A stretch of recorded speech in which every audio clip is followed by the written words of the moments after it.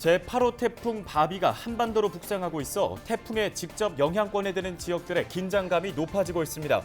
역대급 태풍으로 강풍으로 인한 피해가 우려됩니다. 집중호우 피해를 입은 순천 황전면이 특별 재난 지역으로 지정됐습니다. 하지만 태풍의 영향권에 들면서 주민들의 불안이 커지고 있습니다. 태풍 바비는 올해 8번째로 발생한 태풍으로 베트남에서 제출한 이름입니다. 태풍의 이름과 크기, 강도를 정하는 기준에 대해 알아봤습니다.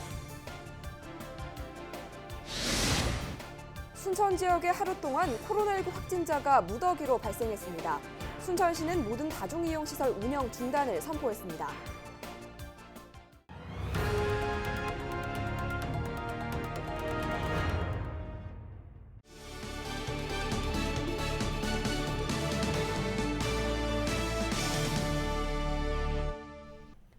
시청자 여러분 안녕하십니까? 헬로티비 뉴스 전남 시작합니다.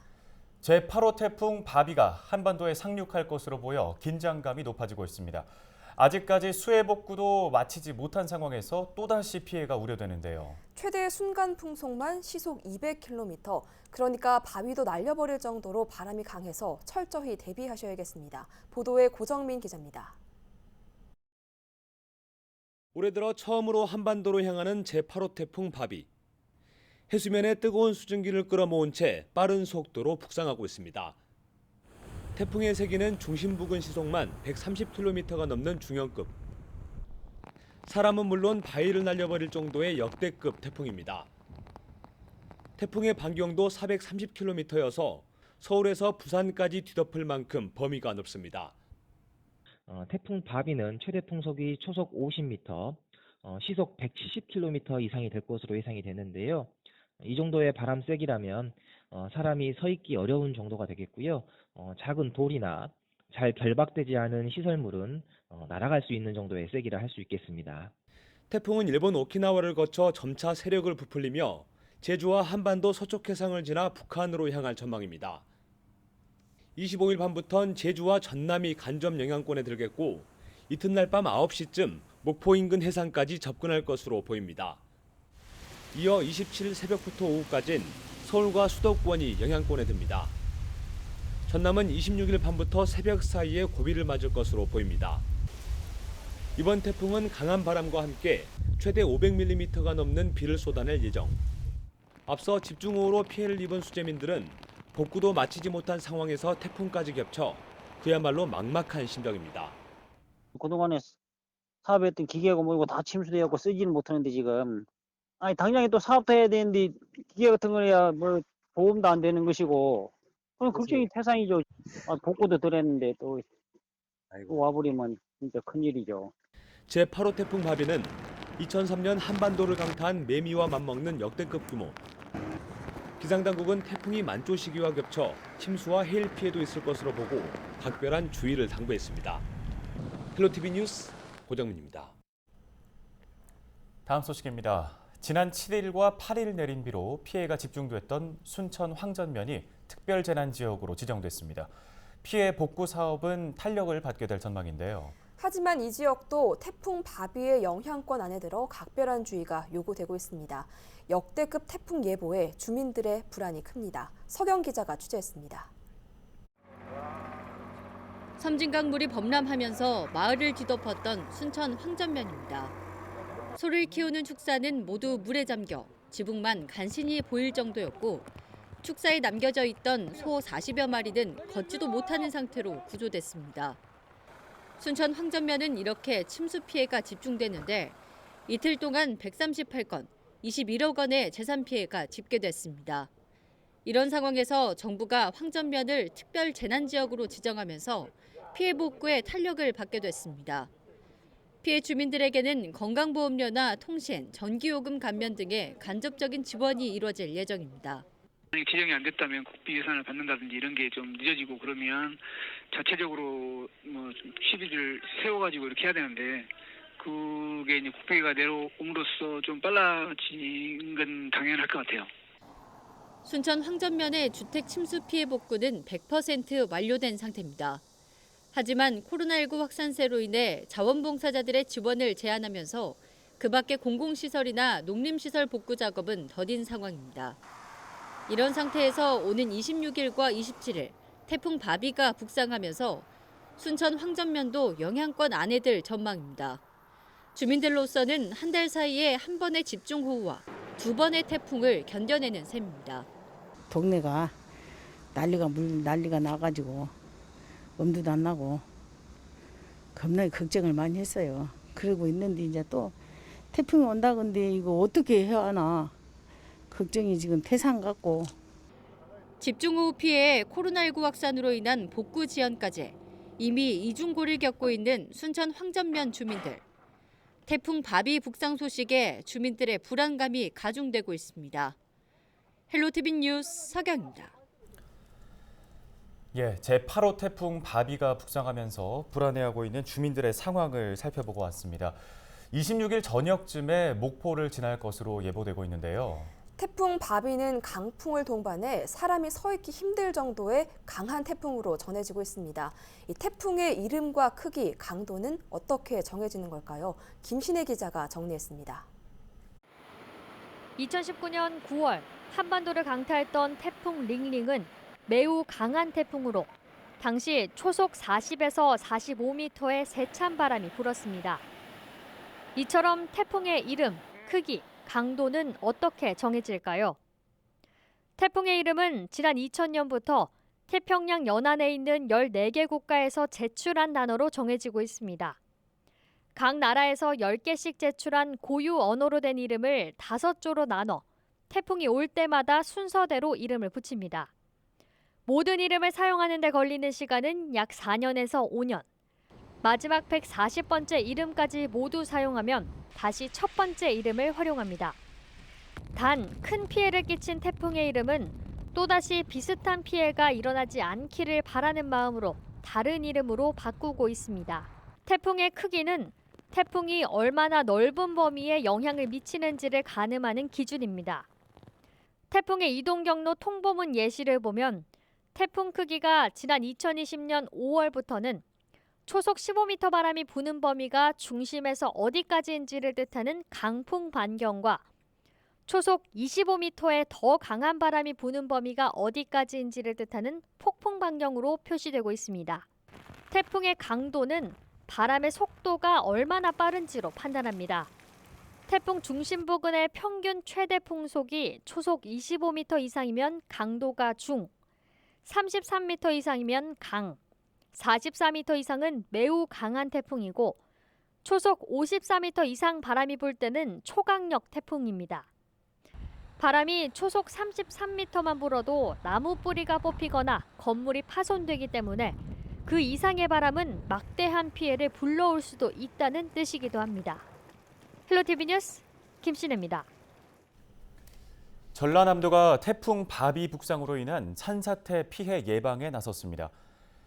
전라남도는 22개 지자체에 상시 비상근무 인력 105명을 배치하고 산사태 위험 지역으로 지정된 2,361곳에 대한 대피 명령을 진행했습니다. 또 산간 지역 태양광 발전 시설 845곳에 대해 집중호우에 대비한 배수로 정비와 점검을 추진했습니다. 전라남도는 최근 발생한 집중호우로 산사태 피해지에서 2차 피해가 발생하지 않도록 토사 제거와 배수로 정비 등 응급복구를 완료했다고 설명했습니다. 제8호 태풍 바비가 북상하면서 김영록 전라남도지사가 현장 점검에 나섰습니다. 김 지사는 25일 신안 천사대교와 암태 오도항 등 태풍 피해가 예상되는 지역을 방문해 대응 상황을 점검하고 직원들을 격려했습니다. 그러면서 항구에 정박한 어선은 되도록 육지로 인양해달라는 요청과 함께 주택이나 양식장 시설물에 대해서도 철저한 대비를 지시했습니다. 제8호 태풍 바비가 전남 목포 인근 해상을 지날 것으로 예상되면서 관할 시청이 대책 마련에 나섰습니다. 목포시는 24일 기상대와 소방서 등 유관기관과 함께 긴급 회의를 갖고 주요 시설물에 대한 안전 점검 계획과 상습 침수 구역 피해 예방 대책을 구체적으로 논의했습니다. 목포시는 26일 오후부터 태풍의 영향권에 들 것으로 보고 강풍과 침수 피해가 없도록 각별한 대비를 당부했습니다.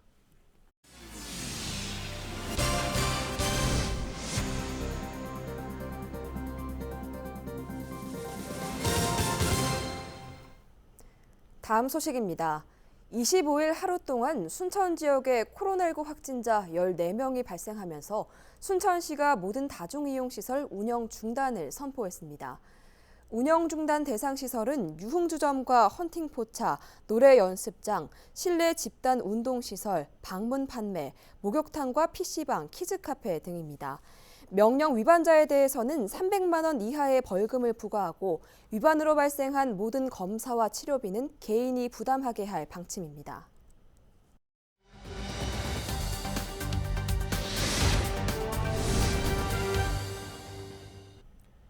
지역 주요 현안을 들여다보는 정책 브리핑 시간, 더불어민주당 전남도당의 계획을 살펴보겠습니다.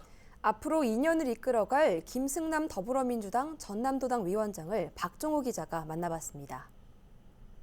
지난 총선에서 압도적인 승리를 거머쥐었죠. 요즘 유행하는 인기 그룹의 이름처럼 싹 쓸어버렸다고 표현할 수 있을 것 같은데요.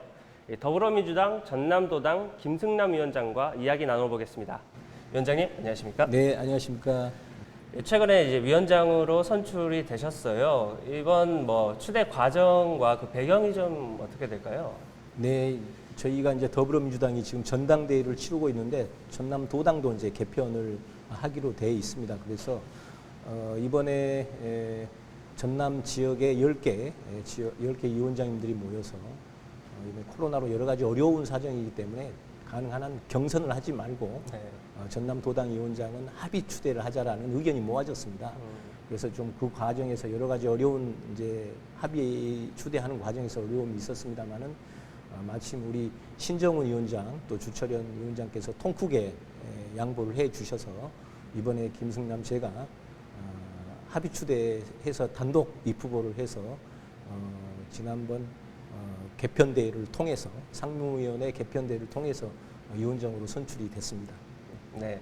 또 앞으로 2년 동안 전남 도당을 이끌어 가실 텐데요. 이 운영 계획은 좀 어떻게 되실까요? 우선은 이제 지난 총선에서 우리 지역민들께서 보내주신 뜻은 딱 두 가지입니다. 하나는 반드시 일하는 국회를 만들어서 민생을 챙겨라. 네. 싸우지 마라. 이거고 또 하나는 반드시 재집권해라. 이제 이겁니다. 그래서 우리 전남도당의 앞으로의 가장 중요한 목표는 2년 후에 있을 대통령 선거에서 반드시 정권을 재창출하는 것이고요. 또 바로 있을 지방선거에서 반드시 더불어민주당이 승리할 수 있도록 그 기반 역할을 닦고 또 그 10개 지역위원회의 활동을 전남도당이 뒷받침하고 지원 역할을 하는 것이 가장 큰 할 일이다 이렇게 말씀드릴 수 있습니다. 네. 또 국회에서도 농해 수위 쪽으로 맞습니다. 선택을 하셨어요. 네. 이 다양한 좀 분야가 있는데 농해 수위를 선택하신 이유가 있다면요?